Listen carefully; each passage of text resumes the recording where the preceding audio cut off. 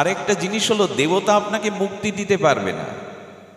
দেবতা আপনাকে ধন জন পুত্র পরিজন দিতে পারে, কিন্তু এই জন্ম মৃত্যু চক্রে থেকে আপনাকে মুক্তি দিতে পারবে না।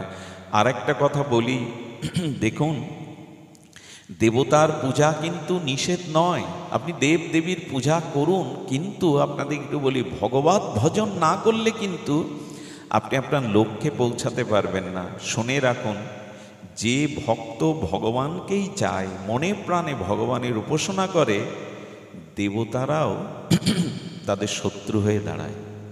খুব মার্মিক কথা, কথাটি সবাই নিতে পারবেন না।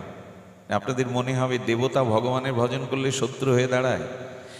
8 ভাবে ভগবান তার ভক্তির পথে অন্তরায় হয়ে দাঁড়ায়। 8 ভাবে, পিতা, মাতা, স্ত্রী, পুত্র, কন্যা, কুটুম্ব, সজ্জন, 8 ভাবে দেবতারা ওদের মধ্যে প্রবেশ করে আপনাকে ভজন পথ থেকে দূরে সরিয়ে নিয়ে যেতে দেয়।